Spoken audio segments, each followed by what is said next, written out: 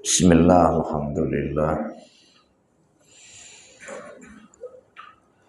Wassalatu wassalamu ala rasulillah. La hawla wa la quwwata illa billah, amma ba'du.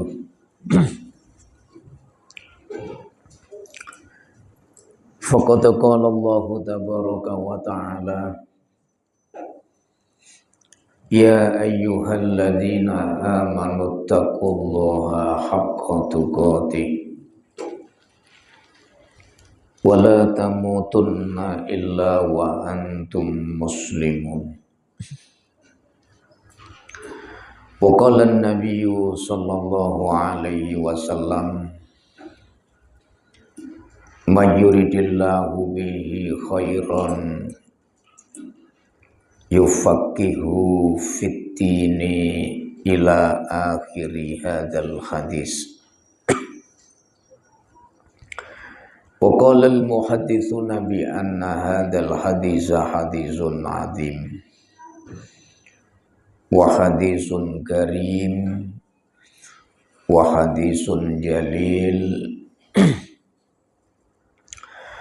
Amma ba'du, ikhwatul iman, jama'atu sholatil isya sadatunal a'izza, asadani Allah wa iyyakum, rahimani wa rahimakumullahu tabaraka wa ta'ala. Bapak Ibu hadirin jamaah sholat isya, ikhwafillah, yang mudah-mudahan semua yang hadir senantiasa diberkahi oleh Allah Subhanahu wa ta'ala. Mohon maaf saya hujannya, tadi mau kasih tahu lagi Pak Jack, mau WA, mau izin, cuman pekan kemarin saya udah izin Pak. Sepekan ini Allah berikan anugerah, jadi badan kurang nyaman, mah lambungnya kumat. Biasanya kata orang sih kalau kambuhnya mah itu banyak mikir. Padahal saya ini nggak banyak mikir Pak Haji, cuman kok mahnya kambuh gitu. Ada beberapa hal yang ingin kami sampaikan pada malam hari ini. Sebagaimana kita ketahui, ketika berkenaan dengan peristiwa Isra Mi'raj, maka orang yang pertama kali mengimani dan membenarkan apa yang diceritakan dan apa yang disampaikan oleh Nabi di waktu pagi itu, beliau adalah Sayyidina Abu Bakar As-Siddiq radhiyallahu anhu. Di tengah-tengah begitu banyaknya orang-orang kafir Quraisy yang alladzina yajhaduna bihadhil hadisah. Di tengah-tengah orang-orang yang begitu banyak mengingkari peristiwa Isra Mi'raj, wa yajhaduna wa yunkiruna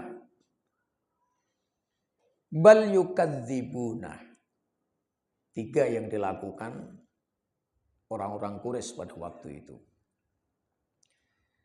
Satu, mereka tidak beriman. Wa hum la yu'minuna bihadil hadisati. Mereka sedikit pun tidak beriman. Di satu sisi ketika mereka tidak percaya, bahkan mereka wayung kiruna, mengingkarinya dengan terang-terangan. Tidak hanya penolakan, waya jihaduna, mereka membantah apa yang disampaikan oleh Nabi itu sebagai satu perkara hadza huwa buhtanun azim. Mereka mengatakan apa yang disampaikan Muhammad ini satu kedustaan. Ini juhud namanya, Pak. Nah, kemudian selain mereka juhud, yajhaduna, orang-orang Quraisy juga mengatakan mereka hum yukadzibuna. Mereka mendustakan, Pak. Jadi ketika peristiwa Isra Mi'raj itu dijelaskan oleh Nabi di waktu pagi itu, maka orang yang pertama kali dan satu-satunya orang yang alladzi yusaddiqu wa yu'minu bihadil hadisah. Orang yang membenarkan peristiwa Isra Mi'raj itu Sayyidina Abu Bakar. Mengimaninya, meyakininya, wa yusaddiquna. Dan beliau membenarkan. Nah, ada satu hal yang menarik, Bapak Ibu yang mulia. Kenapa Sayyidina Abu Bakar itu begitu mudah mempercayai dan mengimani peristiwa Isra Mi'raj? Di tengah-tengah orang yang keras hatinya, keras pola pikirnya mengingkari peristiwa Isra Mi'raj, datang rojulun. Laki-laki yang dikenal dengan ismuhu Abu Bakar As-Siddiq bin Abi Quhafa radhiyallahu an. Awwalu man amana wa saddaqa bihadhil hadisah. Apa yang dipakai oleh Abu Bakar, Pak? Ilmu apa yang beliau pakai sehingga beliau begitu mudah menerima kebenaran itu? Nah, ini yang kemudian dikaji oleh para ulama. Ini yang dibentangkan oleh Al-Imam Jalaluddin Abdurrahman As-Suyuti dan para aulia-aulia yang lainnya. Ilmu apa sih yang dipakai oleh Sayyidina Abu Bakar? Kok hatinya nggak ada sedikit pun pengingkaran terhadap apa yang disampaikan oleh Nabi di waktu pagi itu, yang mana apa yang disampaikan Nabi itu laqadrul uqul, nggak bisa dinalar oleh akal sehat manusia. Tapi seorang Abu Bakar, beliau begitu mudahnya taslim, menerima, mempercayai, meyakini, membenarkan bahwa apa yang disampaikan oleh Nabi itu adalah hakun min indi rabbi, benar adanya dan datang daripada sisi Tuhannya. Nah, kita lihat Bapak Ibu yang mulia. Kita belajar sama-sama dari ilmunya Sayyidina Abu Bakar, Pak. Ternyata beberapa keterangan disebutkan Sayyidina Abu Bakar itu punya prinsip, Pak. Dalam beberapa keadaan, prinsip beliau ini juga ditiru oleh para ulama. Dan prinsip ini juga harus kita pergunakan juga dalam hal-hal yang ketika kita dihadapkan pada sesuatu yang akal kita belum mampu untuk menalarnya, maka ilmunya Abu Bakar ini harus kita pakai. Apa ilmu beliau? Ada dua, Pak. Satu, kaidah yang pertama, ungzur mangkola wala tandur makola. Lihatlah siapa yang menyampaikan, jangan lihat apa yang disampaikan. Satu. Yang kedua, amrun ilayun syai'un aradallahu bi.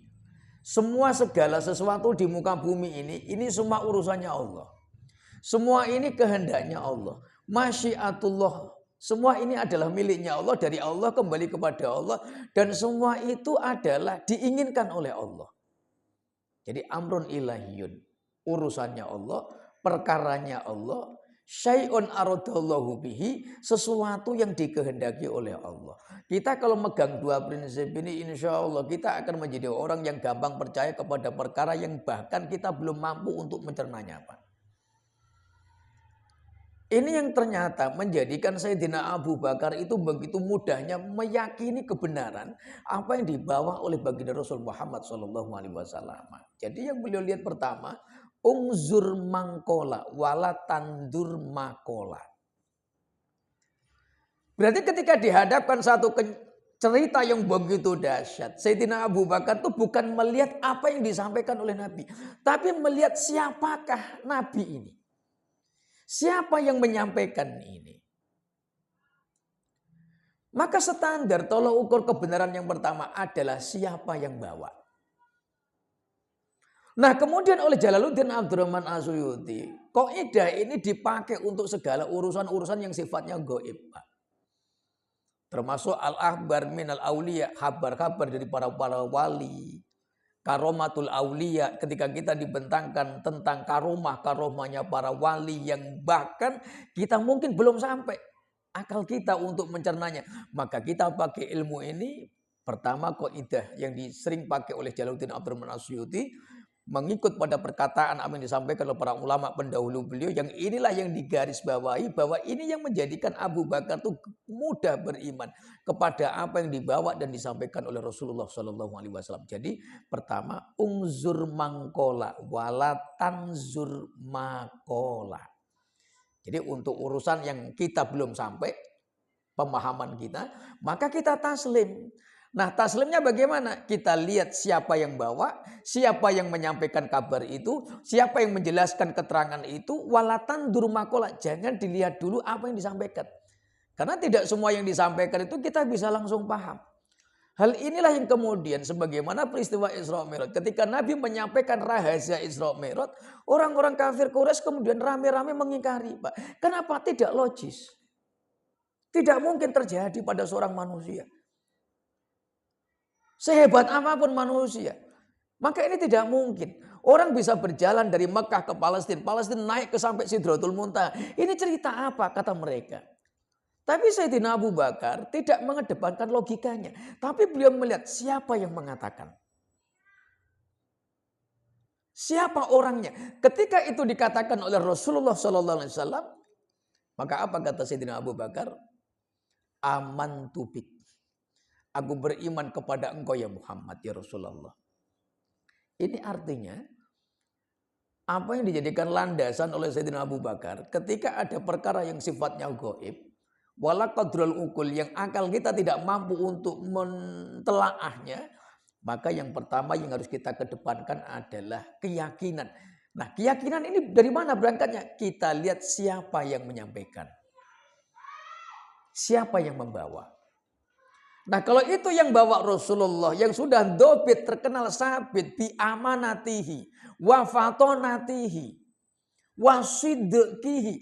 Yang Sayyidina Abu Bakar ini sudah melihat baginda Nabi itu orang adalah sidqun, yang bisa dipercaya. Orang yang seumur hidup gak pernah berdusta. Orang yang tidak pernah melakukan sekecil apapun perkara yang merendahkan kemuliaan beliau. Maka ketika ini dilihat, maka inilah yang menjadikan Sayyidina Abu Bakar mudah menerima kebenaran yang dibawa oleh Nabi ketika peristiwa Isra Mi'raj. Ini yang pertama, Pak. Ungzur mangkola wala tandur makola. Untuk urusan yang lakodrul ukul, yang akal kita tidak mampu. Tapi untuk urusan-urusan yang kita mampu untuk mentelaah, kita tahu sumber-sumbernya, maka kita balik kaidahnya. Boleh kita pakai ungzur makola wala tandur mangkola.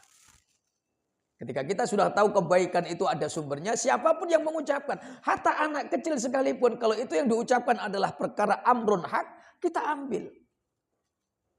Falyakhud, ambil. Kenapa? Kita tahu itu kebenaran. Walaupun keluar dari lisan seorang budak, dari seorang hamba sahaya sekalipun, laukana hakon, kalau seandainya itu satu kebenaran, maka khud, ambil.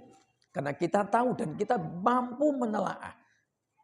Ada dalilnya, ada ayatnya, tidak bertentangan dengan hadis.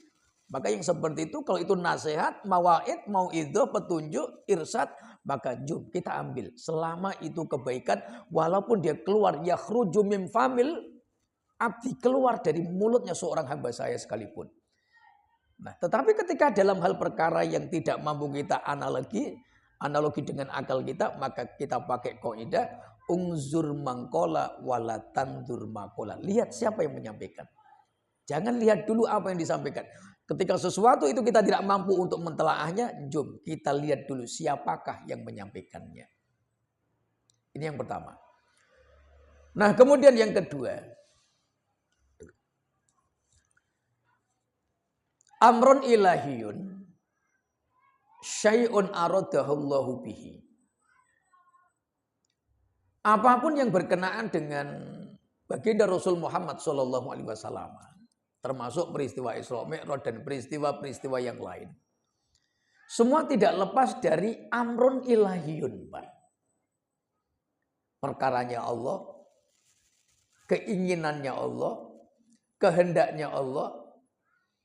Maka kalau sudah dikatakan amrun ilahiyun, ini syai'un, sesuatu. Arada yang menghendaki hu kepada syai' tadi, Allahu yaitu Allah. Jadi syai'un aradahullahu bihi. Nah artinya bagaimana? Kalau sudah kehendaknya Allah, urusannya Allah, perkaranya Allah, maka makhluk tidak ada celah untuk ikut masuk ranah ini, Pak. Kenapa? Wahadhihi dairatun ilahiyatun aliyatun qudsiyah. Dalam ilmu tasawuf kita lihat ada namanya dairatun ilahiyatun aliyatun qudsiyah. Ada ranah di mana? Kemutlakan hak prerogatifnya Allah, takdirnya Allah, ketetapan Allah yang makhluk tidak mungkin masuk ke ranah itu, Pak. Apalagi mengotak-atiknya. Maka ini prinsip. Satu, lihat siapa yang mengucapkan. Jangan lihat dulu apa yang diucapkan. Yang kedua, meyakini bahwa apapun yang terjadi ini adalah semua adalah iradahnya Allah. Kehendaknya Allah subhanahu wa ta'ala. Nah kita lihat. Ada berapa poin yang menjadi kita semakin yakin terhadap peristiwa-peristiwa yang mengiringi kehidupan Nabi Shallallahu Alaihi Wasallam. Saya ambil contoh pada malam hari ini adalah peristiwa Isra Mi'raj. Karena kaidah ini nanti kita pakai pada peristiwa-peristiwa yang lainnya, Pak. Bagaimana cara mengimani setiap peristiwa yang al-hadisah al-waqi'ah. Peristiwa-peristiwa besar yang terjadi pada kehidupan Nabi, maka kita lihat bagaimana sikap para ulama dalam menjelaskan keterangan-keterangan tersebut. Nah, yang kedua, bagaimana cara menerapkan kaidah amrun ilahiyun syai'un aradallahu bihi. Nah, bukti bahwasanya Isra Mi'raj itu adalah hadisatun uzma. Saya sering menyampaikan Bapak Ibu yang mulia, untuk mengimani peristiwa Isra Mi'raj cukup dari 5 poin Bapak Ibu yang mulia.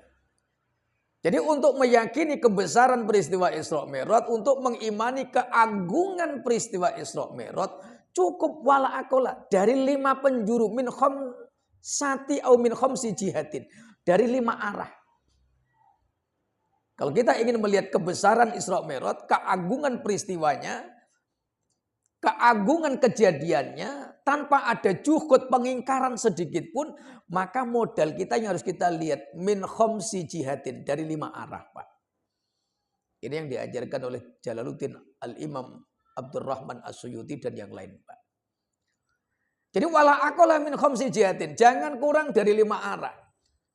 Untuk mendapatkan keyakinan, mengimani peristiwa Isra Mi'raj bahwa Isra Mi'raj itu adalah peristiwa akbarul hawadis, maka wala aqalla min khamsi jihatin, jangan kurang dari 5 arah ini, Pak. Pertama, min haitsu fa'ilihi, dari sisi pelakunya. Yang kedua, dari sisi orang atau dari sisi pengawal dalam peristiwa Isra Mi'rajnya. Yang ketiga, dari sisi kendaraannya. Yang keempat, dari sisi tempat awal pijakan Isra Mi'raj. Yang kelima, dari sisi tempat terakhir perjalanan Isra Mi'raj. Jadi kita ambil poin 5 aja, Pak. 5 ini sudah cukup untuk menguatkan kita bahwa Isra Mi'raj itu peristiwa yang paling besar. 5. Orang yang diperjalankan, baginda Rasul Muhammad SAW. Malaikat yang ditugaskan untuk mengawal perjalanan, malaikat Jibril. Kendaraan yang dipakai untuk perjalanan Isra itu namanya buraq. Yang keempat, tempat berpijaknya, bertolaknya peristiwa Isra itu dari Mekah. Yang kelima, titik ending perjalanan Isra Mi'raj itu adalah Sidratul Muntaha. Jadi 5. Rasulullah, malaikat Jibril, buraq, Mekah, Sidratul Muntaha. Ini 5, Pak. Jadi dari 5 ini sudah cukup untuk menguatkan keyakinan kita kepada peristiwa Isra Mi'raj, bahwa Isra Mi'raj itu adalah peristiwa yang besar. A'zamul hawadis. Daripada mana? 5. Rasulullah SAW, malaikat Jibril, buraq, kendaraannya, Mekah sebagai tempat pijakannya, Sidratul Muntaha sebagai titik akhir perjalanannya. 5 ini semuanya syai'un aradahullah, amrun ilahiyun. 5 ini menjadi agung, ini kehendaknya Allah. Keagungan Rasulullah itu sudah dikehendaki oleh Allah. Keagungan malaikat Jibril itu juga dikehendaki oleh Allah. Mekah menjadi satu-satunya tanah di muka bumi yang paling agung. Ini juga kehendaknya Allah. Kemudian Buraq. Kalau Allah berkehendak, mungkin yang lain juga bisa untuk dijadikan kendaraan. Tapi kenapa harus Buraq? Ini juga amrun ilahiyun. Ini urusannya Allah. Termasuk Sidratul Muntaha. Kenapa harus Sidratul Muntaha? Nah ini juga amrun ilahiyun. Syai'un aradahullahu bihi.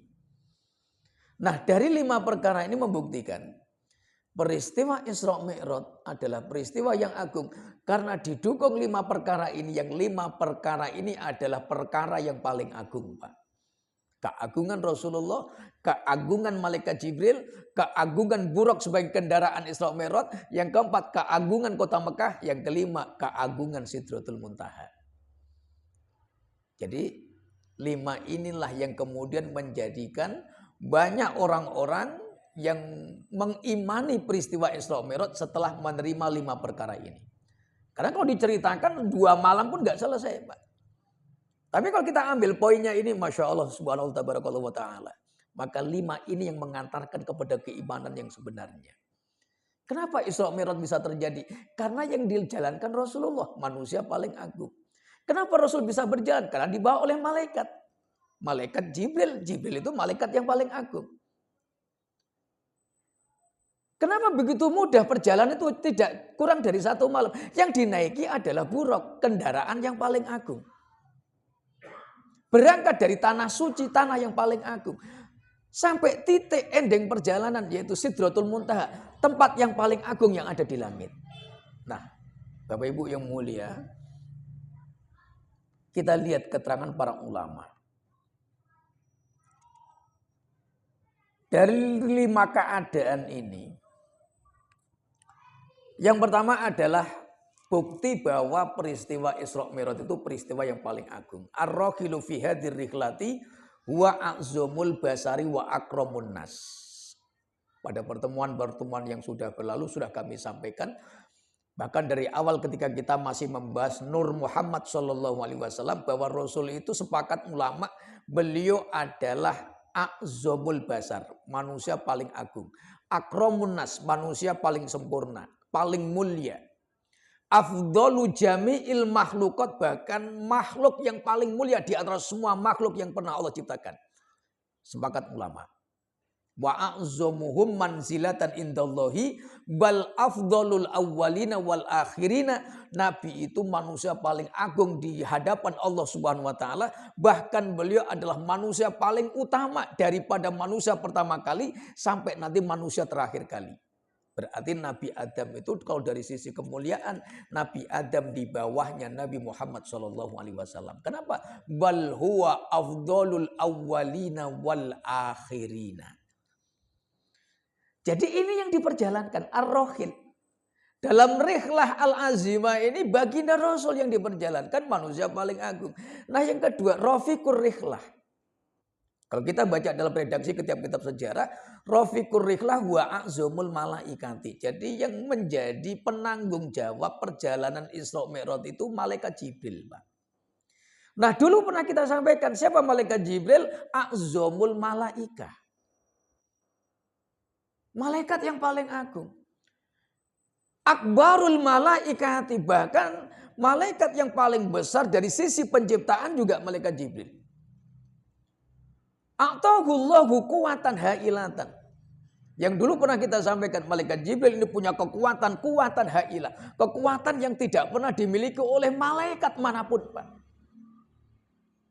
Yang di dalam satu riwayat dikatakan ketika malaikat Jibril berdiri fahuwa yakumu, maka kepalanya di langit, kakinya ada di bumi, Pak.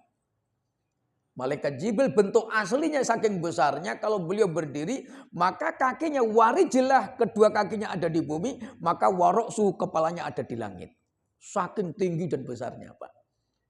Berarti kalau seperti itu besarnya, langit ini ada 7 sab'u samawat, ada 7 lapis langit. Berarti berapa kali? loncatan yang dibutuhkan malaikat Jibril. Cuman 7 loncatan aja Pak. Kenapa? Bentuk aslinya seperti itu. Kakinya di bumi, kalau berdiri, maka seandainya berdiri di bumi, maka kakinya di bumi, kepalanya di langit. Sedangkan langit itu 7 lapis. Jadi malaikat Jibril kalau loncat naik, itu cuma 7 gerakan aja udah nyampe langit ke-7 Pak. Karena ini urusan malaikat. Allah yang mengaturnya. Nah yang ketiga, rikabur rihlah. Nah dari sini yang kami ingin titik beratkan Pak. Ini hanya ulasan muqaddimah pada malam hari ini. Nanti kita baru masuk lanjutan kajian yang bab perjalanan dakwah Nabi yang pertama kali. Kalau saya masih kuat Pak. Kalau nanti ternyata perutnya udah kumat lagi, ya tak tutup langsung dengan doa gitu aja udah. Komplain lah Pak Cek kan.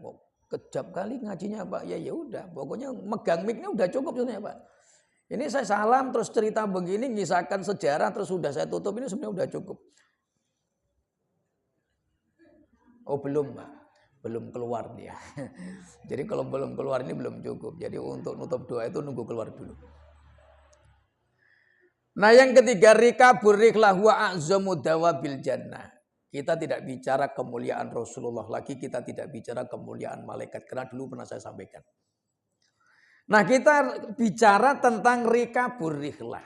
Kendaraan yang dijadikan oleh Allah untuk memberikan sarana kepada kekasihnya yaitu baginda Rasul Muhammad SAW. Nah, siapakah buruk itu? Dalam beberapa keterangan waqala An-Nawawi, Imam Nawawi mengatakan buruk itu nama yang disematkan oleh Allah kepada hewan dari surga. Ada yang mengatakan dinamakan buruk ismud dabbah alati raqibahan Nabi sallallahu alaihi wasallam lailatal Isra'i. Kenapa dikatakan buruk? Karena mustaq diambil dari kata barkun, Pak. Barkun itu kilat. Kenapa dikatakan buruk? Karena perjalanannya sekali jalan dia secepat kilat. Maka dikatakan buruk, al-barku. Kalbarkil khotib, bark itu maknanya kilat, al-khotib yang menyambar. Jadi kalbarkil khotib seperti kilat yang menyambar. Jadi al-barku itu kilat, maka dikatakan buruk. Kenapa hewan itu dinamakan buruk? Secara lugah bahasa Arab, kenapa? Kecepatannya mengalahkan kecepatan kilat, Pak. Maksudnya bark itu kilat yang menyambar. Kilat itu ya kilat, Pak. Pak Cek tahu kilatnya? Itu loh Pak yang kalau mendung itu, mendung terus ada celorot gitu, itu kilat. Nah, corong gonku wong pati iku arep tandane enek bledek, Pak. Bledek itu gluduk. Gluduk itu bledek itu petir. Yang ditangkap sama Ki Ageng Selo, Ki Ageng apa ya. Itu cerita lagi mana-mana lagi nanti. Itu Wali Songo, Pak. Nah, jadi dikatakan buruk itu ismud dabbah alati raqibahan Nabi lailatal Isra'i. Nah, Al-Imam Ibnu Durat mengatakan istiqaqul buraqi minal barqi insyaallah taala yakni li sur'atihi. Al-Imam Ibnu Durat mengatakan kenapa buruknya kendaraan Nabi itu kok dinamakan buruk? Karena kecepatannya mengalahkan kecepatan kilat. Saking cepatnya, Pak. Wa qala al-Qadiyat, Al-Imam Qadiyat mengatakan wayah tamilu annahu sumya bidzalika likaunihi dzalaunaini. Adapun menurut Imam Qadiyat dikatakan buruk itu karena dia punya dua warna, Pak. Dzalaunaini, buruk itu ada yang mengatakan dikatakan buruk itu karena punya dua warna. Apa warnanya? Abyad, putih sama coklat muda. Ada yang mengatakan coklat tua. Ini warna buruk. Dikatakan barqa'u. Jadi ketika idza kana fi khilali sufia al-abyadi taqatun sudud. Jadi agak coklat, agak hitam begitulah. Jadi kalau ada kambing itu kok bulunya putih, terus ada tompel-tompelnya agak gelap gitu, itu namanya burqa. Jadi orang Arab mengatakan burqa itu kambing warnanya putih, dominasi putih, terus ada tutul-tutulnya agak gelap hitam gitu. Itu namanya burqa. Nah, kenapa orang mengatakan buruk? Karena buruk ini hewan dari surga yang memiliki dua warna. Ada yang mengatakan putih sama hitam, agak hitam muda. Tapi ada yang mengatakan buruk itu adalah warnanya putih. Tidak ada campurannya. Wa amal buraku dabatun min makhluqatillah. Buruk itu makhluknya Allah. Yu'taqadu annaha kanat mukhassasatan likay yuhmala alaiha al-anbiya. Dan ternyata buruk itu adalah diciptakannya ia oleh Allah dan diletakkan di surga. Ia memang dipersiapkan untuk rikabul anbiya'i wal mursalin. Jadi buruk itu kendaraannya para nabi, Pak. Jadi bukan hanya Rasulullah Shallallahu Alaihi Wasallam, tapi buruk ini memang dari dulu Allah ciptakan buruk itu untuk membawa para nabi dalam misi-misi khusus. Artinya apa? Para nabi sebelum Rasulullah ada beberapa nabi yang memang diizinkan dan dianugerahkan oleh Allah untuk mengendarai buruk dalam keperluan mereka. Maka dikatakan al-buraku huwa rikabul anbiya. Jadi buruk itu kendaraannya para nabi, Pak. Maka disebutkan dalam beberapa keterangan annaha kanat mukhassasatan likay yuhmala alaiha al-anbiya. Nah, kesimpulannya bagaimana? Talkhisu wasfil buraki. Dari sekian banyak hadis-hadis yang sahih, maka buruk itu bisa diambil kesimpulan. Pertama, launuhu abyad, warnanya putih bersih. Nah, kemudian bentuknya, surahnya akbaru minal khimar wadunal bagli atau bigol. Lebih besar daripada khimar, lebih kecil daripada anak kuda. Bigol itu silangan kuda. Nah, yang ketiga sari'un fit tanakuli, begitu cepat ketika berjalan dan berpindah dari suatu tempat ke tempat yang lain. Nah, itu buruk. Nah, apa kata para ulama? Bi annal buraka huwa a'zamu dabatil jannah. Dan ternyata di surga itu, Pak. Dari sekian hewan-hewan hayawanatul jannah atau dawabul jinan, Allah menciptakan surga sekaligus naimul jannah, nikmat-nikmat surga. Nah, di surga itu ada sajaratul jannah, pohon-pohon surga, ada zahratul jannah, bunga-bunga surga, ada juga hayawanatul jannah, hewan-hewan surga.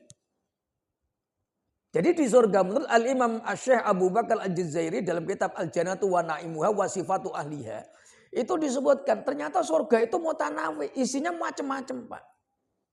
Termasuk yang menghuni surga itu ada hewan-hewan asli surga, ada hewan dunia tapi nanti diizinkan masuk surga. Jadi ada hewan surga asli. Nah, buruk ini termasuk hayawanutul asliyah. Termasuk hewan asli yang memang Allah ciptakan di surga. Bukan di tempat yang lain. Maka dikatakan al-buraku huwa min dawabil jinan. Maka buruk itu hewan surga. Bahkan dikatakan a'zomu dabatil jannah. As-Suyuti dan yang mengatakan dari sekian banyaknya hewan-hewan surga, maka buruk ini paling gede, Pak. Bentuknya paling bagus, perawakannya paling indah, kekuatannya paling dahsyat, terus ukurannya paling besar. Anjami dawabil jinani, dari semua hewan-hewan yang Allah letakkan di surga. Maka dari kesimpulan ini Imam As-Suyuti mengatakan, maka buruk itu a'zamu dawabil jannah. Hewan yang paling agung, hewan yang paling besar, hewan yang paling cantik bentuknya, paling indah, itulah buruk, Pak. Diambil oleh Allah dari surga, diciptakan langsung oleh Allah bidunil wiladah, tanpa melalui perantaraan kelahiran, langsung dengan kalamnya kun fayakun, itu adalah buruk. Jadi lam yalid walam yulad. Nggak ada induk buruk, mak buruk, anak buruk itu nggak ada. Kalau ada mau pelihara kita, Pak. Memang nggak ada. Anakan buruk itu nggak ada. Tapi kalau anakan wedhus itu wah enak, Pak. Anak wedhus mendo, anak sapi pedet, anak jaran oh ya. Gudel. Ah, gudel itu anak kebo. Anak kebo gudel. Tapi kalau anak buruk nggak ada. Karena memang dia kun fayakun, Pak. Maka dari awal kami sampaikan, ini amrun ilahiyun. Semua ini kehendak Allah. Bahkan tanpa proses, Allah kun fayakunnya langsung jadi, Pak. Itu yang ketiga buruk. Maka rikabul anbiya. Dikatakan kendaraannya para nabi. Maka dikatakan, wa fi ba'di riwayati qila al-buraku huwa rikabul anbiya'i wal mursalin. Ada beberapa riwayat. Ternyata Nabi Ibrahim alaihi salam itu pernah naik buruk, Pak. Yang mana yang masyhur itu Rasulullah dalam peristiwa Isra Mi'raj. Tapi ternyata Nabi Ibrahim itu pernah naik buruk beberapa kali. Bahkan sering kali, Pak. Nah, riwayatnya di mana? Dalam kitab Fathul Bari ala Sarhi Sahihil Bukhari. Al-Hafidh Al-Imam Ibnu Hajar Al-Asqalani, beliau meriwayatkan satu hadis dari Abu Juhaim radhiyallahu anhu. Apa kata Abu Juhaim? Qala Nabi sallallahu alaihi wasallam, "Kana Ibrahim yazuru Hajar fi Makkah kulla syahrin." Ternyata Nabi Ibrahim itu mengunjungi Sayyidah Hajar yang ditinggalkan di lembah Makkah atau Mekah itu setiap 1 bulan sekali, Pak. Pakai apa? Alal buroki. Dalam riwayat Abu Juhaim, Nabi Ibrahim diturunkan oleh Allah untuknya buruk, Pak. Jadi buruk ini tidak hanya dipakai oleh Rasulullah dalam Isra Mi'raj. Tapi ternyata ribuan tahun sebelumnya datuk beliau Nabiullah Ibrahim sudah menggunakan dan memanfaatkan kendaraan buruk ini. Dalam peristiwa apa? Setiap bulan sekali beliau mengunjungi istri beliau di Mekah itu memakai kendaraan buruk. Bukan naik unta. Kalau kalian naik unta ya berbulan-bulan, Pak. Maka di sini disebutkan kapan beliau berangkat? Fayagdu godwatan. Fayati makata summa yarji'u fayakilu fi manzilihi bisami. Sayyidah Hajar sama putranya Nabiullah Ismail ditinggal di Mekah, beliau di Syam. Syam itu pada waktu itu beliau di Palestina. Kalau sekarang Palestina, kalau dulu Syam. Nah, Nabi Ibrahim ini setiap awal bulan dalam satu riwayat itu datang ke Mekah. Memastikan kesehatan istrinya, keselamatan istri dan anaknya. Alal buroki, dan itu naik buruk, Pak. Kapan berangkatnya? Wayak dugodok wantan. Al-Ghadwah itu mabaina tulu'il fajri wa qabla tulu'i syamsi. Satu waktu setelah terbitnya fajar sebelum terbitnya matahari. Itu jam berapa, Pak Jack? Setelah terbitnya fajar sebelum terbitnya matahari. Al-waktu mabaina ba'da tulu'il fajri wa qabla tulu'i syamsi. Satu waktu setelah terbitnya waktu subuh tapi sebelum terbitnya matahari. Berarti waktu sholat subuh. Beliau sudah berangkat dari Syam naik unta. Nah, beliau hanya setengah hari, Pak. Nanti mendekati waktu siang, menjelang waktu duhur, fa huwa yakilu bisyam. Beliau sudah baring-baring di negeri Syamnya. Jadi ketika sudah jam 11 ke atas gitu kan qailulah itu Nabi sebutkan itu kan as-sa'atu qabla dzuri au nisfu sa'ah qabla dzuri. Setengah jam sebelum duhur atau 1 jam sebelum duhur. Maka setiap setengah hari itu sebelum duhur Nabi Ibrahim sudah leyeh-leyeh di kota di Palestina di Syam sana. Fayakilu leyeh-leyeh itu udah baring-baring, Pak. Padahal paginya tadi ke Mekah. Waktu jarak tempuh yang jauh setengah hari sudah selesai. Kenapa? Karena beliau membawa buruk, Pak. Jadi buruk itu sudah dipakai oleh Nabi Ibrahim.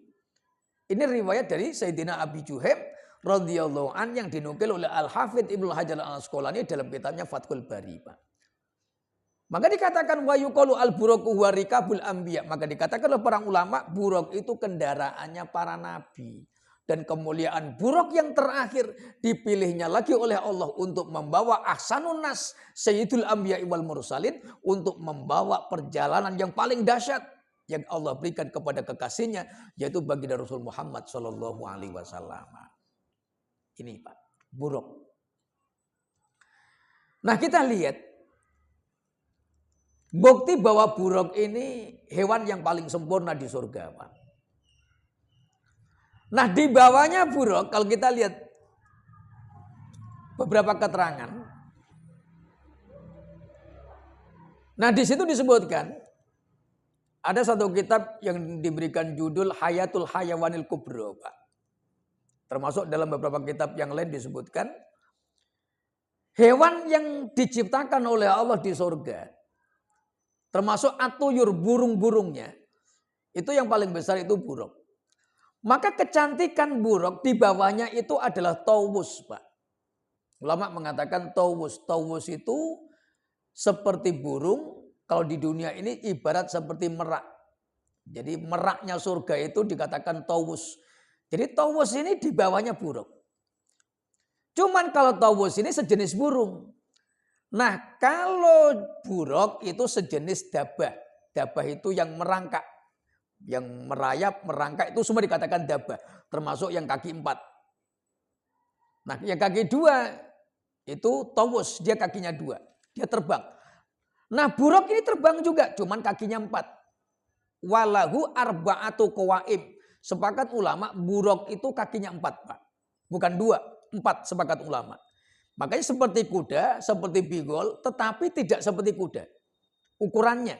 Tapi bentuknya lebih cantik. Bulunya putih, punya sayap, dan indah bentuknya. Itu buruk Pak.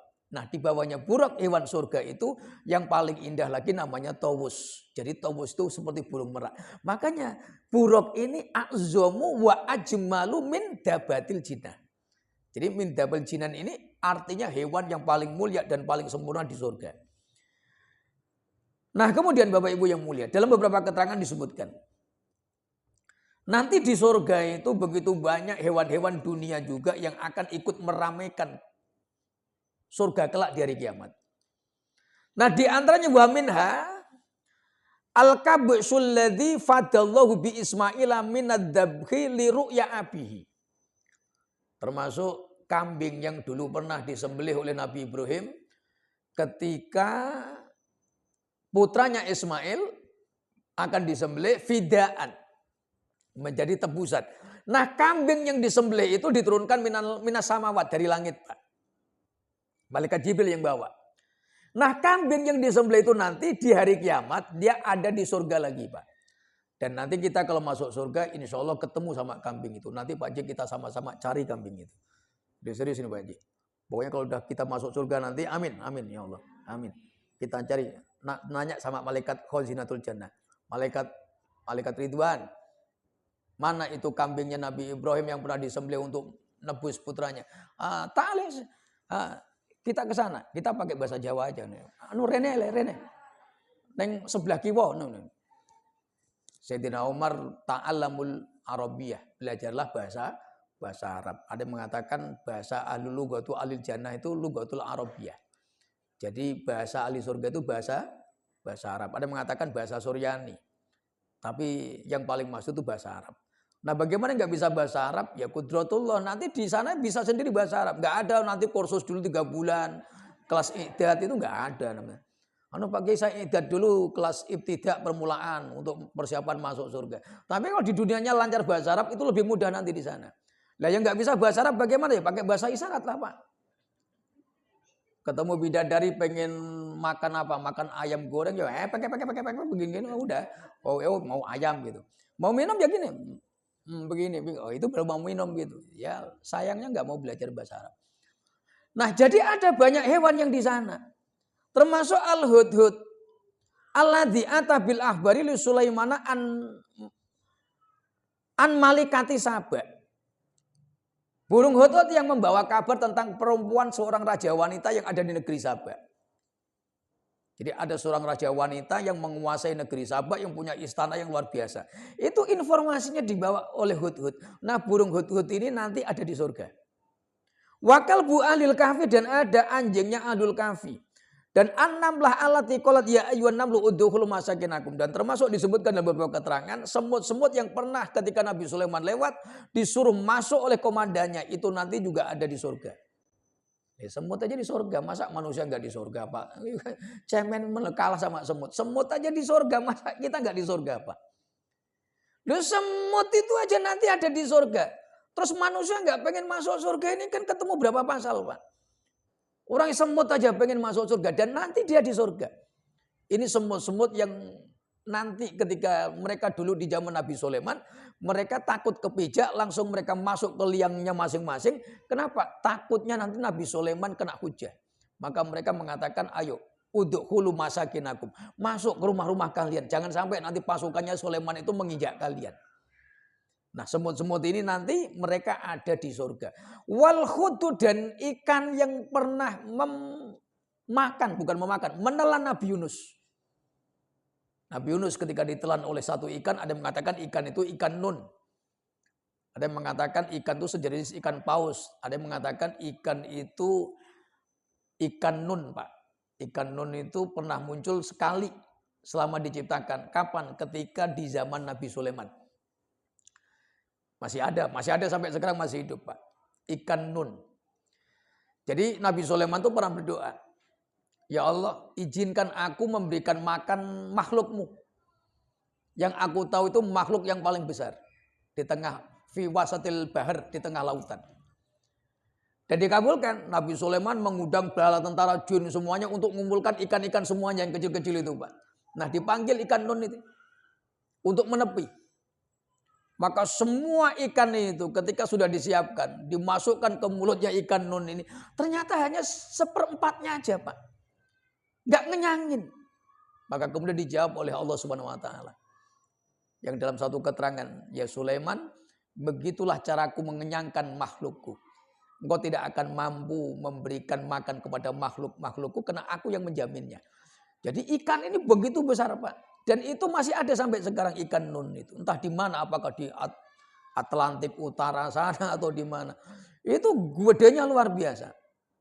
Itu namanya ikan nun, Pak. Dan itu dalam riwayat, kalau kita ngaji masalah Qasasul Anbiya dalam bab keterangan Nabi Sulaiman, itu disinggung, Pak, ikan nun. Dan itu ikan yang dikatakan pernah menelan Nabi Yunus alaihissalam. Dan itu nanti di surga. Nah, sekarang kita ceritakan, nanti kita lihat bareng-bareng di surga.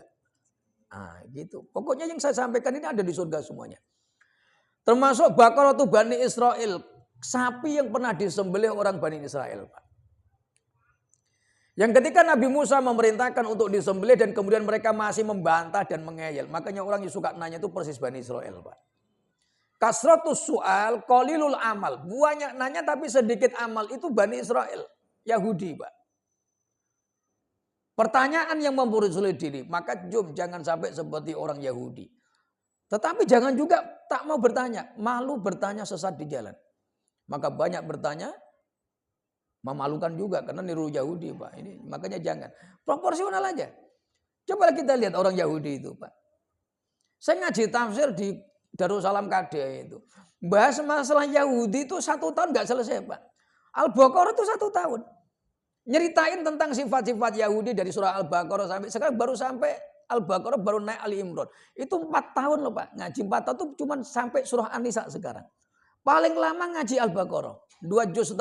Terus yang paling banyak nyeritain orang Yahudi, Bani Israel. Nggak selesai-selesai, Pak. Muayelnya, keras kepalanya. Kalau kita lihat dalam surah Al-Baqarah. Wa idh qala Musa liqaumihi innallaha ya'murukum an tadhbahu baqarah. Qalu atatakhiduna huzwa qala a'udzu billahi an akuna minal jahilin. Qalu ud'u lana rabbaka yubayyin lana ma hi. Nanya lagi. Kalau engkau perintahkan aku untuk nyembelih sapi, sapinya yang mana? Yang seperti apa ya Musa? Tanya Tuhanmu agar ngasih tahu sapinya yang mana.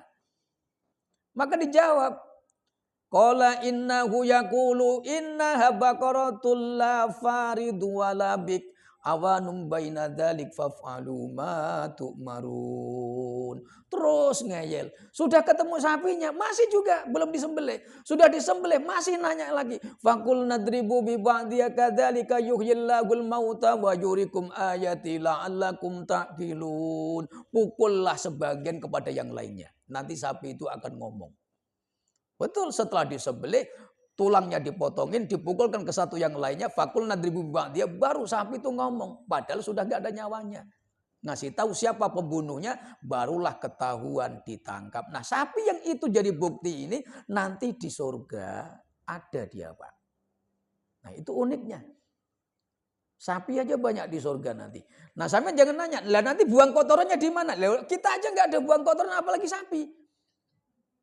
Yang ada nikmat aja, sapi pun mendapat kenikmatan, Pak. Ini Masya Allah, saya nggak berani ngomong bidadari karena ibu-ibu. Takut nanti pertemuan berikutnya di embargo, diboikot kan. Nah, kemudian berikutnya, intinya yang keempat, 4 atau 3.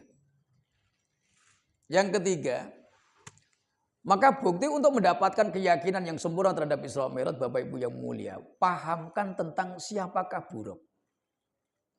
Apa itu buruk? Seperti apa ia? Bagaimana dalil-dalilnya? Ini akan menguatkan kita kepada keyakinan pada peristiwa Isra Mi'rajnya Nabi Muhammad SAW. Nah, yang keempat, al-makanu lil ibtida'i rihlati wa a'dhamu buqatin fil ardi. Keagungan Isra Mi'raj didukung oleh keagungan tempat terjadinya peristiwa awal mulanya. Isra Mi'raj itu berangkat dari Mekah, Pak. Kenapa kok enggak diambil kampung yang lain? Kenapa harus dari Mekah, Pak? Ya karena Mekah itu memang luar biasa. Dan siapa yang memilih Mekah menjadi a'zamu biqa'il ardi, itu Allah Subhanahu wa taala. Ini amrun ilahiyun. Kita enggak boleh ngiri, Pak. Enggak adil ya, kok enggak Indonesia yang jadi tanah suci, kok Mekah. Coba kalau Indonesia tanah suci, awak kan nggak usah bayar 25 juta untuk umroh, cukup pakai motor aja udah sampai. Kenapa harus ke Mekah? Karena ini amrun ilahiyun, ini urusannya Allah. Kita nggak boleh mendikte Allah. Wallahu la yas'alu mimma ya'mal, dan Allah tidak ditanya mengenai perbuatannya. Walakinnahum yus'aluna amma ya'malun, akan tetapi mereka manusia yang akan ditanya terhadap perbuatan mereka. Jangan mendikte Allah. Allah itu nggak boleh ditanya tentang afalnya. Yang ditanya itu kita. Kenapa kau tak bersyukur nikmat? Kenapa engkau ingkar? Kenapa engkau tak percaya? Itu kita yang ditanya. Dan kita nggak boleh balik nanya Allah. Kenapa kada wa kada ya Allah? Kenapa engkau begini? Kenapa engkau begitu? Ini berarti raddul qadha, menolak ketetapan takdir. Padahal kita diciptakan hanya untuk taslim, mengimani. Udah nggak usah banyak pertanyaan. Makanya termasuk Mekah. Kenapa Mekah? Karena Mekah ini memang sudah dipilih oleh Allah. Kok nggak Indonesia gitu, Pak?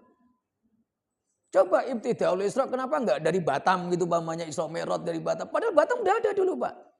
Menurut Pak Jack, kira-kira zaman Nabi Isra, Batam ini udah ada belum? Saya mau tanya. Namanya belum, tapi maksudnya pulau ini loh, Pak. Singapura, Malaysia. Kira-kira waktu peristiwa 14 abad yang silam ada nggak di sini? Sudah ada belum? Sudah ada. Ayo, agak cepat sedikit. Itu hanya formalitas saja. Kalau sudah keluar itu kan berarti udah setengah permainan pengajiannya. Masya Allah. Jadi wattafaqo al ulama'u bi anna Makkah hiya a'zamu biqa'il ardi. Jadi tanah Mekah itu tanah yang paling mulia. Dari semua tanah yang ada di bumi ini, maka Mekah itu afdolu biqa'il ardi. Wa khairul buldani wa asrafuha. Sebaik-baik negeri, sebaik-baik kampung, sebaik-baik tanah yang Allah ciptakan di alam bumi ini, maka Mekah itu afdoluha wa a'zamuha wa asrafuha wa ajallaha. Komplit, Pak. Al-baladul amin, negeri yang penuh keamanan. Mamba'us syariah, lahirnya syariat di sana. Tempat turunnya wahyu. Makan wiladatin nabi, tempat dilahirkannya manusia yang paling agung. Semuanya ini udah skenarionya Allah. Tempatnya paling agung, nabi paling agung juga dilahirkan di sana. Munculnya wahyu pertama kali juga di sana. Al-Quran, kitab yang paling agung, juga diturunkan pertama kali juga di sana, di Mekah. Nah, ini luar biasanya, Pak. Dan Isra Mi'raj pijakan pertama kali, maka bertolak dari kota yang dinamakan Mekah. Afdolul biqa'il ardi, afdolu biqa'il ardi, satu pecahan tanah yang paling mulia di bumi ini, Pak. Ini Mekah. Dan ini amrun ilahiyun, Pak. Kalau sudah kita garis bawahi amrun ilahiyun, kita nggak punya ranah mendikte. Kok Allah nggak buat yang lain gitu? Ada Malaysia kayak, ya nggak usah lah Indonesia, Malaysia kita nanti tinggal nyebrang gitu aja. Nggak bisa. Ini murni kehendaknya Allah, amrun ilahiyun. Makanya kita taslim. Kita cukup pasrah dan kita ikut apa yang diinginkan oleh Allah Subhanahu wa taala. Jadi termasuk Isra Mi'raj itu di mana letak keagungannya? Letak keagungan Isra Mi'raj karena dimulai dari tempat yang paling agung, Pak. Ibtidaul Isra mim afdhali biqa'il ardi. Awal berangkat Isra dari satu tempat yang paling mulia. Nah, kemudian wasumiyat bi umil qura li annal ardo busitat min tahtiha. Ini sirnya. Nah, ini di sirnya, Pak. Supaya kita nggak ngiri kenapa Indonesia nggak jadikan tanah suci. Jadi Allah Subhanahu wa taala itu kalau menciptakan sesuatu kun fayakun min nuqtatin wahidah. Apapun yang Allah ciptakan dulu itu dari satu titik nuqtah. Jadi dari satu titik kun fayakun nanti menyebar, membesar sebagaimana ukuran yang Allah kehendaki. Jadi munculnya bumi ini nuqtah titik hitamnya bumi ini bermula dari Mekah, Pak. Maka dikatakan umul qura. Itu ibu, qura itu semua kampung. Jadi setelah dikun fayakun oleh Allah bumi jadi, titik pertama yang muncul itu adalah Mekah, baru melebar, bulat, melebar sampai semuanya jadi. Nah, itu awal titiknya itu dari tahta Makkah, di bawah tanah Mekah. Jadi nggak usah ngiri kita, memang begitu Allah menciptakannya. Kecuali dulu titik nuktahnya ini dari Indonesia. Ternyata tidak, tapi dari Mekah. Nah, dalam satu riwayat Jalaluddin Abdurrahman As-Suyuti itu mengatakan titik nuktah yang ada di Mekah itu satu arah dengan Baitul Ma'mur yang di langit. Kalau ditarik benang lurus begitu, itu lurus kata para ulama. Nah, ini di antara sirnya kenapa Mekah itu a'zamu biqa'il ardi. Al-Baladul Amin, negeri paling aman. Kemudian tempat turunnya wahyu, tempat lahirnya manusia paling sempurna, paling suci, paling agung, maka itu Mekah. Dan dikatakan wahyu qalu awwasumyat bi umul qura li annal ardo, karena bumi itu busitot. Busitot itu dibentangkan, Pak. Di awal penciptaan mintahtiha dari mulai titik yang ada di kota Mekah. Kota Mekah muncul, kun fayakun, maka kemudian melebar, sempurnalah penciptaan Allah itu berawal dari tanah suci Mekah. Makanya wali anna mangzilataha baina sairil madani wal bilad ka mangzilatil umi baina auladiha. Makanya keberadaan kampung-kampung di luar kota Mekah, maka itu seperti ibu di hadapan anak-anaknya. Jadi anak itu kan pecahan dari ibu. Makanya pecahan bumi yang terjadi pada Indonesia, Amerika semua itu pecahannya dari bumi. Titik yang pertama tahta ardi Makkah, di bawah kota Mekah. Itu makanya dikatakan umul qura. Kenapa sih kok harus di Mekah? Karena memang pertama kali dulu Allah menciptakan kun fayakun dengan kalamnya, dengan kudrohnya, dengan kodoknya. Maka pertama kali yang muncul diciptakan itu tanah suci Mekah. Baru kemudian tanah-tanah yang lain mengikut dibentangkan oleh Allah bermula dari satu titik nuqtatan wahidatan, yaitu nuqtatul ardi. Nuqtatul ardi itu satu titik bumi yang bermula dari tanah suci Mekah. Baru kemudian melebar sampai Indonesia. Indonesia masuk ke Kepri, Batam, Tanjung Uma, terus sampailah ke Sarmen Raya ini semuanya sampai. Dan ini serius, Pak. Dan kita tidak pernah menginginkan juga bisa hidup tinggal menetap di Batam ini. Ini amrun ilahiyun, Pak. Ini kenapa dikatakan Isra Mi'raj itu adalah peristiwa yang agung. Kenapa? Berangkat tolaknya Isra Mi'raj itu dari tempat yang paling agung. Yang terakhir, pengantar kita pada malam hari ini. Al-makanu li intihai rihlati a'zamul makani fisama. Tempat untuk tujuan akhir, Pak. Itu adalah tempat yang paling mulia di langit. Saya mengatakan, kenapa tempat paling mulia di langit itu Sidratul Muntaha? Kok bukan ars? Para ulama mengatakan ars itu di atasnya langit. Langit dengan ars itu sesuatu yang berbeda. Langit ya langit, ars ya ars. Tapi kalau Sidratul Muntaha itu juz'un min ajza'i samawat. Sesuatu makhluknya Allah, ciptaan Allah yang masih ada kaitannya dengan langit. Itu yang membedakan, Pak. Makanya Isra Mi'raj itu berangkat dari tanah bumi yang paling agung, berhenti di langit yang paling agung. Karena kalau bicara arsnya Allah, sepakat ulama, makhluk Allah itu yang paling besar ars. Paling mulia Ares. Dari bumi lebih mulia mana? Lebih mulia Ares. Tetapi kenapa harus Sidratul Muntaha? Karena kita bicara langit, Pak, bukan bicara Ares. Jadi Isra Mi'raj itu perjalanan bumi, perjalanan langit, berangkat dari bumi tempat yang paling mulia, berhenti di langit tempat yang paling mulia yang ada di langit. Nah, kita lihat dalil-dalilnya, Pak. Wa amma Sidratul Muntaha yuradu biya sajaratus sidri al-ma'rufah bi ismi sajaratin nabak. Ulama mengatakan berdasarkan hadis-hadis yang sahih, ketika Nabi sampai di Sidratul Muntaha, dari bawah itu Nabi sudah nampak seperti apa bentuknya Sidratul Muntaha. Maka Nabi menggambarkan, mensifatkan Sidratul Muntaha itu kasajaroti sidri au sajaratin nabak, seperti pohon bidara, Pak. Jadi Sidratul Muntaha itu seperti pohon bidara. Bidara Arab. Daunnya banyak, rindang, lebat. Walati yang mana di situ satu riwayat dikatakan daun-daunnya itu adalah umurnya manusia. Walaupun ini muhtalaf, ada yang mengatakan Sidratul Muntaha itu daun-daunnya itu umurnya manusia. Jadi ketika daun itu jatuh, ada yang memiliki keyakinan nanti telinga kita berbunyi. Nging gitu. Pernah? Kita kan sering ini telinga nging begitu. Itu ada yang mengaitkan, itu daun kita jatuh. Tergantung berapa kali jatuh sampai nanti kita meninggal. Nah, sunnah yang paling sahih kalau ada nging di telinga itu, suara dengung nging gitu, maka Nabi menyebutkan fa'alaika biqasratis sholati alai, maka engkau perbanyaklah bersolawat kepadaku. Bagaimana caranya? Tiupkan di telapak tangan, kemudian ditutupkan di telinga. Solawat, Allahumma sholli ala Muhammad, solawat apapun, tiup. Begini terus kemudian begini kan. Ini kalau bunyi. Kalau nging kanan, tutup pakai kanan. Nanti kalau di kiri ya ke kiri. Yang paling utama pakai tangan kanan, Pak. Itu sunnah. Dan disuruh memperbanyak solawat. Jadi solawat aja. Dan doa yang lain pun boleh. Karena itu termasuk kesempatan kita diijabah oleh Allah doa kita.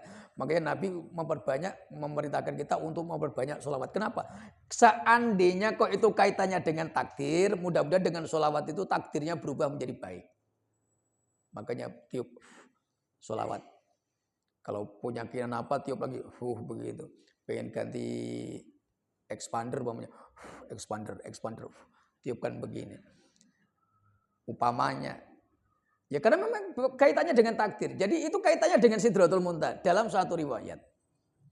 Wahya sajaratun warada dzikruha fi maudhi'in akharin minal Qur'ani. Dan ini disebutkan dalam Al-Qur'an juga dalam hadis-hadis yang sahih. Nah, apa kata para ulama? Wa amma Sidratul Muntaha, tempat limit terakhir di mana Nabi mendapat perintah salat. Jadi Nabi itu berhentinya di Sidratul Muntaha. Bukan di Ars. Dan juga bukan di Baitullah Al-Ma'mur. Tapi di Sidratul Muntaha. Nah, seperti apa gambarannya? Ana Sidratul Muntaha taqa'u fis sama'i sadisah. Mustadillina biriwayati Malik bin Qasqas'ah radhiyallahu an. Posisinya di mana Sidratul Muntaha? Riwayat pertama mengatakan Sidratul Muntaha itu di langit ke-6. Tapi ini ditolak aksaru ahli hadis. Tapi hadisnya kuat. Bahkan mengatakan hadisnya sahih yang menjelaskan tentang Sidratul Muntaha itu di langit ke-6, bukan langit ke-7. Riwayat siapa? Malik al-Qasqas'ah bin Qasqas'ah radhiyallahu an. Nah, hadis kedua, anna Sidratul Muntaha taqa'u fis sama'i sabiyah. Riwayat kedua, Sidratul Muntaha itu nempel di langit ke-7, Pak. Riwayat siapa? Anas bin Malik radhiyallahu an. Nah, riwayat ketiga, anna Sidratul Muntaha taqa'u fawqas sama'i sabiyah. Nah, yang ketiga riwayat Ibnu Mas'ud, Sidratul Muntaha itu di atasnya langit. Bukan di langitnya, sudah di atasnya langit ke-7. Fawqas sama'i sabiyah. Tiga-tiganya sahih, Pak. Ada yang mengatakan di langit ke-6, ada yang mengatakan di langit ke-7, ada yang mengatakan di atas langit ke-7. Lah bagaimana cara menyikapinya? Maka kita ikut pendapat Imam Nawawi Ad-Dimashqi. Maka riwayat yang mendekati kebenaran adalah Sidratul Muntaha itu seperti pohon. Wa asluha fis sama'i sadisa, maka pokoknya dia punya akar itu nempel di langit ke-6. Tinggi menjulang ke atas, batangnya sampai ke langit ke-7. Dahan-dahannya tinggi lagi ke atas sampai di atasnya langit ke-7. Ini pendapat Imam Nawawi. Saking banyaknya hadis yang berbeda-beda. Nah, artinya mungkin Nabi ketika bercerita, Nabi melihat pokoknya. Di satu sisi lain Nabi bercerita ketika melihat batangnya. Nabi mungkin melihat daun-daunnya atau dahannya. Maka digabungkanlah riwayat. Maka bisa diambil kesimpulan Sidratul Muntaha itu seperti pohon yang besar bentuknya. Nah, akarnya di langit ke-6. Batangnya menjulang sampai langit ke-7. Nah, ranting-ranting dahannya menjulang sampai di atasnya langit ke-7. Itu Sidratul Muntaha. Dan disitulah Nabi SAW berhenti, Pak. Nah, di Sidratul Muntaha itu ada satu lagi tempat makanun khos. Satu tempat yang hanya Nabi aja yang bisa masuk. Dan malaikat Jibril berhenti di situ. Nah, kenapa Sidratul Muntaha, Pak? Wa inda Sidratul Muntaha sajaratun nabukin wa hiya fis sama'i sabi'a. Nah, di Sidratul Muntaha itu batas, Pak. Muntaha itu batas akhir. As-Sidrah al-Muntaha. Nah, kenapa dikatakan batas akhir? Karena yang dari Sidratul Muntaha 7 lapis ke bawah sampai bumi, maka yang turun ke bawah itu turunnya dari Sidratul Muntaha. Jadi naik yang dari bawah ke atas sampai Sidratul Muntaha. Yang Sidratul Muntaha sampai ke Arsy, ini juga dari Arsy mentoknya di Sidratul Muntaha. Nah, disinilah kemudian ada yang menyebutkan Lailatul Qadar itu Quran diturunkan dari sisi Allah sampai Sidratul Muntaha secara utuh. Nah, munajamnya itu mengikut keperluan Nabi. Ada yang mengatakan di langit dunia, ada yang mengatakan di langit ke-7, ada yang mengatakan diletakkan di Sidratul Muntaha. Ulama berbeda pendapat. Kenapa? Sidratul Muntaha itu tempat turunnya sesuatu dari Allah, diletakkan di Sidratul Muntaha. Nah, disimpan di Sidratul Muntaha, turun lagi sampai ke bumi. Nah, yang dari bumi naik ke langit ke Sidratul Muntaha nanti baru dilaporkan ke Allah Subhanahu wa taala. Nah, begitulah gambarannya, Pak. Maka di sini disebutkan wayang tahi ilaiha ma yu'raju bi minal ardi, semua yang dari bumi naik itu mentoknya di Sidratul Muntaha, termasuk malaikat Jibril. Malaikat Jibril itu sampai di Sidratul Muntaha. Nah, kemudian wayang tahi ilaiha ma yubatu bi min fauqiyah. Dan yang dari atas, yang makhluk atas itu cuman sampai di Sidratul Muntaha, Pak. Nah, begitulah gambaran cara turun naiknya. Nah, kemudian wahiyya sajaratun azimah tahta arsir rahmani wa yakhruju min asliha arba'atu anhar. Maka di bawah pohon itu muncul 4 mata air, Pak. Nah, 4 mata air itu mengalir yajri ilal jannah, mengalirlah dia ke dalam surga. Ini Sidratul Muntaha. Jadi seperti pohon sajaratun nabat. Tempat yang paling agung di langit. Kenapa dikatakan di langit? Karena dia masih nempel sama langit, Pak. Langit itu kan 7 lapis. 1, 2, 3, 4. Sab'atul lafaif. 7 lapis langit. Nah, setiap lapis ini ada pintu. Jadi likuli samawatin itu babun. 1 pintu, 1 langit, 1 pintu. Maka 7 pintu. Setiap pintu mengantarkan kepada pintu yang lainnya. Dan itu 7 tingkatan. Nah, surga. Karena ini mengalir ke dalam surga. Maka surga itu dikatakan watu qalu al jannatu sab'atu darajatin wa samaniyatu abwabin. Dan surga juga memiliki 7 lapis tingkatan, 8 pintu besar yang ada di surga. Berarti kalau kita lihat surga itu juga tinggi, Pak. Ini kita lihat besarnya alam semesta. Jadi dari bumi ke Sidratul Muntaha itu 7 lapis, Pak. Harus melewati 7 lapis langit baru sampai Sidratul Muntaha. Nah, Sidratul Muntaha ke Arsy itu juga harus melewati 7 lapis. Setentang dengan 7 lapis. Sekira 7 lapis bumi dan langit. Kenapa? Karena surga yang paling bawah menurut satu riwayat itu ada di langit ke-7. Wa amal jannatul firdaus, surga firdaus yang paling tinggi, a'la minal jinan, itu ada di bawahnya arsy-nya Allah. Jadi surga Firdaus itu Wa amma fauqal firdausi, adapun di atas firdaus itu ars. Sedangkan surga satu dengan surga berikutnya itu mabainas sama'i wal ard.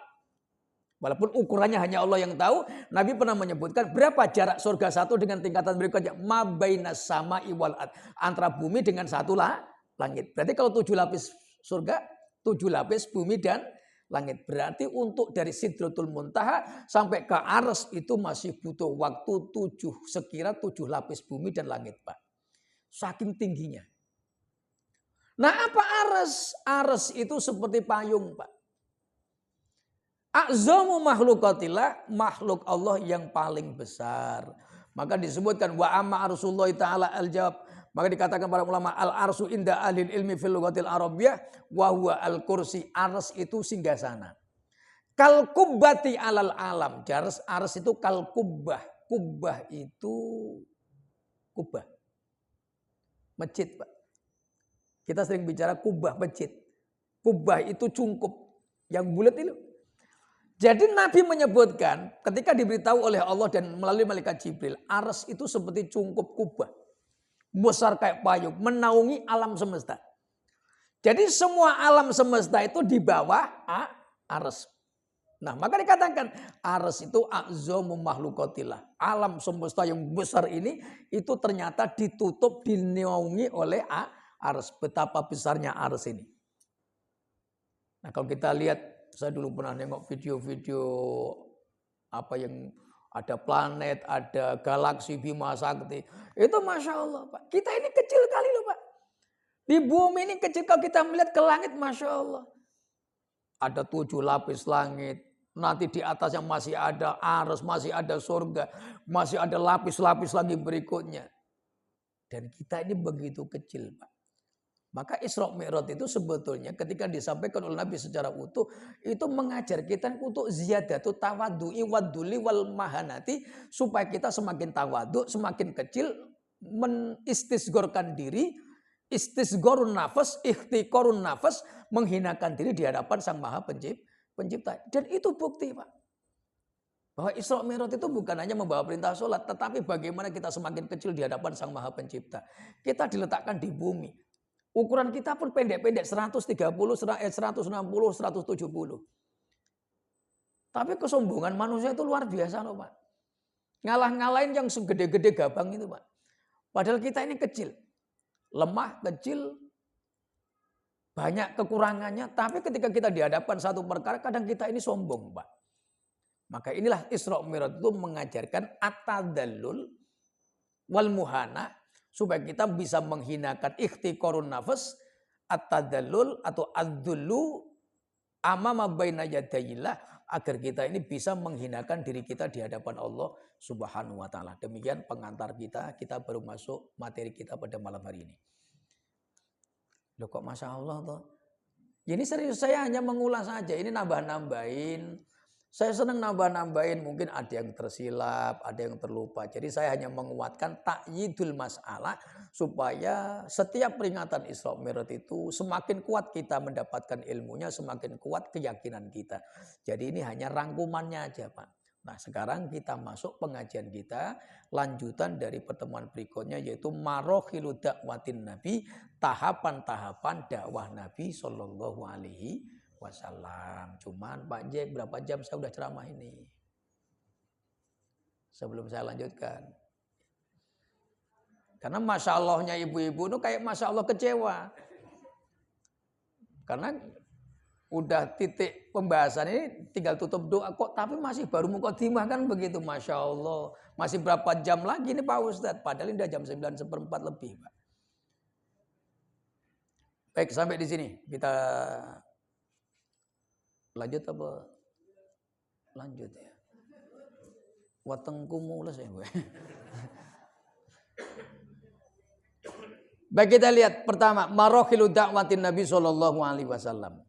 Apa yang dilakukan dan dikerjakan oleh Nabi setelah menjadi seorang Nabi dan Rasul. Hal ini penting tentunya untuk kita pahami selaku umatnya. Dan ini menjadi tolok ukur kebenaran perkara yang hak di alam semesta ini. Nah, seseorang mengetahui atau tidaknya sesuatu perkara itu menyimpang atau menyamping, bertentangan dengan sunnah atau tidak. Kalau kita tahu fungsi kenabiannya Rasulullah. Apa tugas beliau? Untuk apa beliau diutus menjadi nabi dan rasul? Kalau kita paham dengan tugas kenabian, maka kita akan paham kedudukan kita. Karena kita ini mad'u. Mad'u itu objek dakwahnya nabi. Nabi itu dai, penyeru, Allah yang menugaskan, syariat itu sebagai bahan untuk yang disampaikan. Nah, kita ini mad'unya. Mad'u itu objek dakwah. Nah, seseorang yang menjadi objek dakwah harus paham tujuan orang yang menyampaikan dakwah. Kalau kita tidak paham tujuan orang yang berdakwah, bagaimana kita bisa mengikuti keinginan orang yang berdakwah? Ini penting. Jadi mengenal wadhaifun nabi, tingkatan dakwah nabi dan tugas kenabian itu untuk menyelaraskan antara keinginan nabi sama keinginan kita. Nabi diutus punya keinginan untuk membawa misi kenabian. Misi kenabian itu banyak. Nah, supaya kita ini selaras dengan tujuan nabi diutus menjadi nabi dan rasul, maka kita harus paham untuk apa nabi diturunkan, untuk apa rasul diresmikan menjadi nabi dan rasul. Tentu ada tujuan. Nah, ada 8 atau 9 perkara. 8 ini jam 11 belum kelar Pak Haji. Yang pertama, ad-da'watu wa tabligh. Nabi itu mengerjakan amanat dari Allah yang bernama dakwah dan tabligh. Ad-da'watu wa tabligh. Apa yang didakwakan dan apa yang disampaikan. Dakwah itu menyeru, tabligh itu menyampaikan. Pak. Balago yubaligu tabligun. Kalau dakwah, pelakunya namanya da'i. Maka ikatan da'i Kota Batam. IKD ya. Ada itu namanya organisasi IKD itu. Jadi dakwah. Nah, ada yang tabligh menyampaikan. Maka pelakunya dinamakan mubalik, maka persatuan mubalik kota Batam. Berarti yang dilakukan oleh para ustadz ini adalah meniru apa yang pernah dilakukan oleh baginda Rasul. Cuman yang bedanya adalah kondisi situasi. Nabi dilemparin tail kotoran kuda, kotoran unta, kita dilemparin kue dan roti. Itu aja yang bedakan. Udah serius ini. Dilemparin martabak. Ini Masya Allah nih. Ini kiai sekarang ini gemede kementus loh Pak. Ngaji sak jam dilemparin martabak pun masih manis, kurang manis minumnya. Boleh macam-macam pakaian cenggonek nah cenggonku Pak. Zaman Nabi malu Pak kita, serius ini. Nabi modal sendiri ngabisin uang, tenaga, pikiran, nyawa dia pertaruhkan. Sekarang mana ada Pak? Makanya Masya Allah, ba'idun minas sama ibaina sama iwa sumbernya. Maka dakwah dan tabligh. Dakwahnya apa? Ad-da'watu ilallah. Nyerunya kepada Allah. Berarti kalau ada man da'a bi ghairillah, orang yang berdakwah selain kepada Allah, maka dakwahnya tertolak. Wa da'watuhu mardudah. Man da'a ila ghairillah, dakwatuhu mardudah. Orang yang menyeru kepada selain Allah, maka dakwahnya tertolak. Ada orang menyeru kepada selain Allah? Ada. Kami kiai-kiai ustadz-ustadznya kalau nggak sadar, bisa aja menyeru bukan ke Allah. Menyeru kepada diri biar jamaahnya banyak. Biar disukai oleh umat. Nanti dimuliakan. Itu bukan menyeru kepada Allah. Laisa dakwah ila Allah. Man da'a ila ghairillah fa da'watuhu mardudah. Barang siapa yang menyeru bukan kepada Allah, bahkan yang menyeru untuk dirinya, maka dakwahnya tertolak. Maka dakwah itu ilallah. Tabligh, apa yang disampaikan? Tablighun nusus asariyah, tabliguddin, menyampaikan agama. Nah, menyampaikan agama ini penting. Kenapa? Anusus syariat. Apa Pak? Oh, amin. Nah, yang kemudian menjadi pertanyaan, dakwah ini untuk siapa? Tuntutannya apakah untuk Nabi saja? Ternyata tidak. Waman ittaba'ahu. Orang yang ikut Nabi juga punya tuntutan dakwah. Wa kullu mukallafin, setiap orang beriman wajib berdakwah. Kita ini wajib berdakwah. Nah, bagaimana cara dakwahnya? Dakwah itu ada 2. Ada ad-da'watul ilmiyah, dakwah ilmu. Ada ad-da'wah al-islahiyah, dakwah perbaikan umat. Dua-duanya Nabi lakukan. Nabi juga ad-dakwah al-ilmiyah. Nabi juga menyampaikan ilmu, menyampaikan ayat, menyampaikan dalil, hadis, ucapan beliau untuk menjelaskan Al-Quran. Maka Nabi juga ad-dakwah al-islahiyah, memperbaiki keadaan umat. Maka bagaimana umat Islam yang punya ilmu, dakwahnya ilmiah. Yang tidak punya ilmu, maka ambil peran dakwahnya islahiyah. Dakwah perbaikan. Jangan semuanya ustadz. Bude tetangga sampean itu kok cerewet kali loh orangnya. Kok nggak takut dosa? Boyo dinasihatin. Aku belum hafal dalilnya ya. Ayat berapa itu? Aku belum belajar. Nanti aja kalau aku udah hafal. Yuk keburu dia meninggal kita belum hafal-hafal nggak jadi dakwah. Pak D itu boyo diajak ke masjid tetangganya. Ayat perintah ngajak sholat berjamaah itu di mana hadisnya ya? Kalau saya belum belajar ya Mas, nanti saya tak belajar dulu. Kelamaan Pak. Kita punya tetangga tukang sabung ayam. Tiap hari nyabung ayam itu kezoliman. Terus kita nggak melarang. Mas kok didiamkan? Aku belum belajar ke pondok ya. Kita mondok dulu baru itu kelamaan Pak. Jadi ada ranah dakwah islahiyah yang setiap orang beriman wajib al-amru bil ma'ruf wa nahyu 'anil munkar. Tapi kalau udah bicara halal wal haram, sah dan batal, serahkan ke ahlinya. Jangan semuanya dakwah ilmu.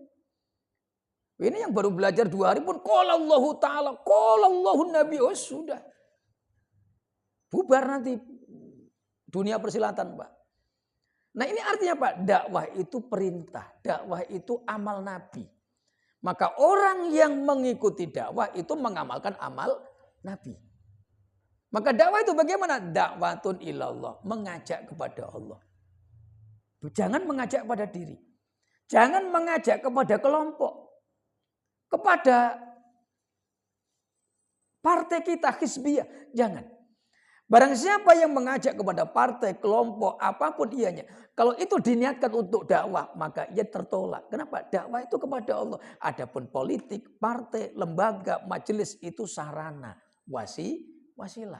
Jangan sampai ngajak orang, ayo datang ke majelisku supaya majelis saya rame. Kalau sudah rame, tuh tengok majelis saya aja rame. Ustadz itu udah puluhan tahun majelisnya sedikit aja yang datang. Gua begini. Mohon maaf itu nggak akan terterima oleh Allah, Pak. Tapi bagaimana kita diberikan anugerah rumah besar, majelis besar. Carikan ini hanya sarana wasilah. Adapun mereka supaya apa? Mereka jangan kagum ke saya, tapi kagumlah kepada Allah yang memberikan anugerah. Ketika kita punya sesuatu yang bisa kita ikram kepada mereka. Jangan sampai ada niat mereka bangga ke kita. Tapi banggalah kepada Al-Mun'im, Allah yang memberikan anugerah kepada kita. Itu dakwah ilallah. Dan itu dakwahnya Nabi, Pak. Makanya dakwah ilallah itu tidak akan mengenal lelah. Tapi kalau dakwahnya tidak kenal lillah, maka gampang putus asa dan gampang berhenti, Pak. Buka majelis. Datang seminggu pertama kali buka 100 orang. Minggu berikutnya datang 60 orang. Pekan berikutnya tinggal 40. Bulan depan tinggal 20. Pekan berikutnya 2 bulan jalan tinggal 10. Nanti 3 bulan berikutnya tinggal penceramah sama tuan rumah. Akhirnya nanya, Ustadz kita lanjutkan gak pengajian kita ini? Itu sering terjadi loh Pak, bukan 1-2. Saya berapa kali ditelepon sama pengurus masjid atau majelis. Pak Yai saya pengen ngundang Pak Yai. Ya silakan yang penting waktunya. Tapi saya segan. Loh kenapa segan? Jamaah saya baru 3 orang. Saya bilang. Sampai yang duduk sendiri saya megang mic, saya lanjut. Yang penting jangan sampai saya ceramah sampai nggak ada semua. Itu saya nggak mau. Karena itu sebentar lagi saya akan dibawa ke media sosial. Ustadz itu udah kena penyakit gangguan jiwa. Ngomong sendiri. Ini serius ini Pak.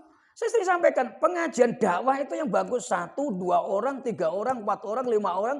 Terus Baliyas dan Jangkol sampai nggak muat tempatnya. Tapi bulan depan habis. Mohon maaf, dakwah itu bukan begitu. Makanya kita lihat Nabi Job. Periode Mekah, berapa orang yang masuk? 5 orang pertama, keluarga Ahlul Bait. 8 orang kedua setelah 4 tahun berikutnya. 18 orang di tahun kelima. 70 orang berikutnya sampai tahun 10 ketika Kisrul di embargonya Nabi di Kisrul si Abi Thalib. Nah itu pelan-pelan terus sampai ke Madinah, sampai bom meledak. Itulah dakwah Pak. Dan itu banyak loh Pak di Batam ini. Ini saya yang sampaikan. Loh saya pernah ditelepon majelis taklim. Pak Ustadz bawa jamaah enggak nanti? Loh ya maksudnya bagaimana nih? Supaya meramaikan tempat kami biar nampak rame loh. Kalau nampak rame ngundang Kiron aku. Rame itu. Atau Sri Mulat kan gitu. Jadi serius Pak. Jadi mohon maaf. Dakwah Nabi itu bukan oriented banyaknya jumlah yang ikut. Tetapi istiqomah dalam dakwahnya. Ini kenapa saya sampaikan. Inilah amal Nabi gitu loh. Karena betapa banyak orang-orang yang tutup gara-gara tidak semangat. Kenapa? Karena merasa terhambat.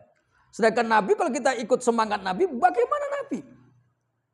Dakwah tidak banyak yang ikut, tantangan begitu berat, nyawa dipertaruhkan. Tapi beliau nggak mundur, satu tapak jengkal pun nggak mundur. Bahkan lebih semangat untuk maju. Nah ini dakwah Nabi. Maka karakteristik dakwah Nabi ini yang harus kita kaji Pak. Karena kita ini pengemban amanah dakwah.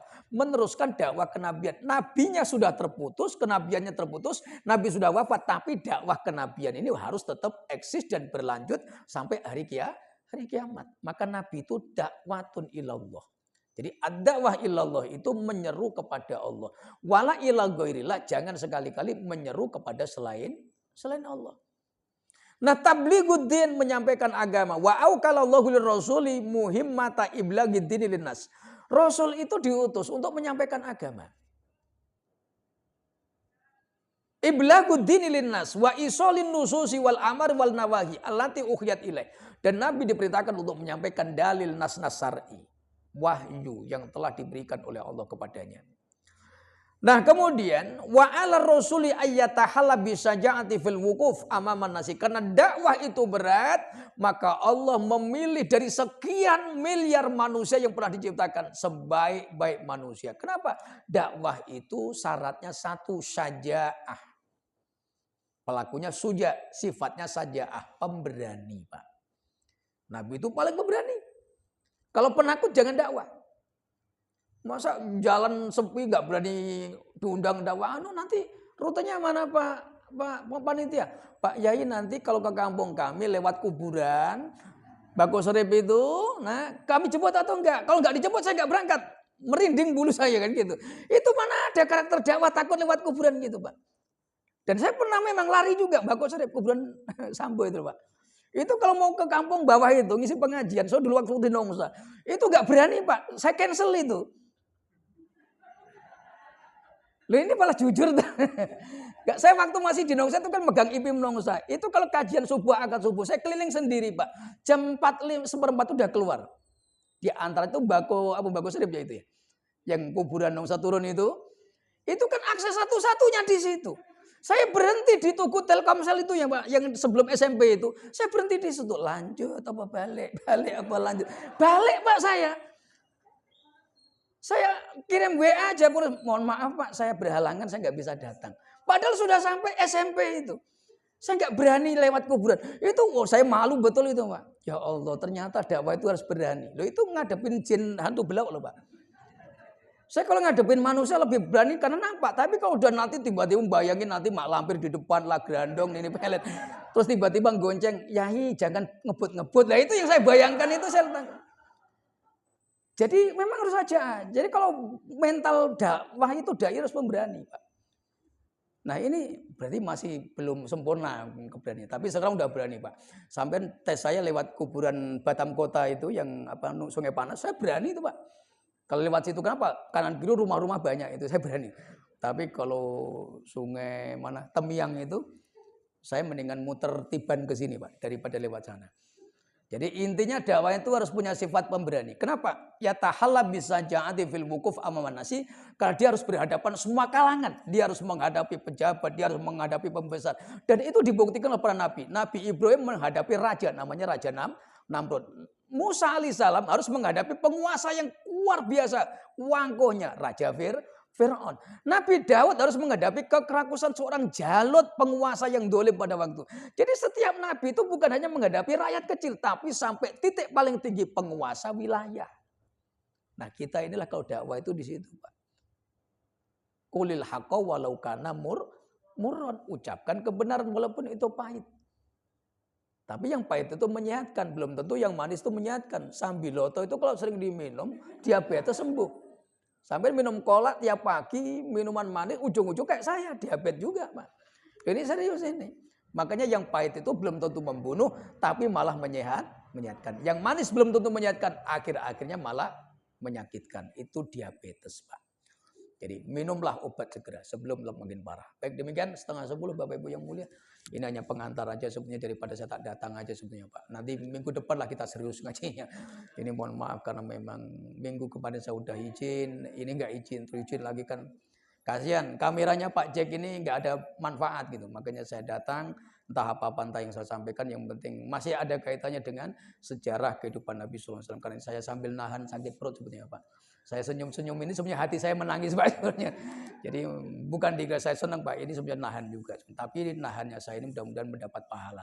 Dan selepas ini Allah sembuhkan dan diberikan kesehatan. Dan yang hadir juga saya doakan mudah-mudahan semuanya sehat, panjang umur, diberikan kemudahan urusan dunia akhirat.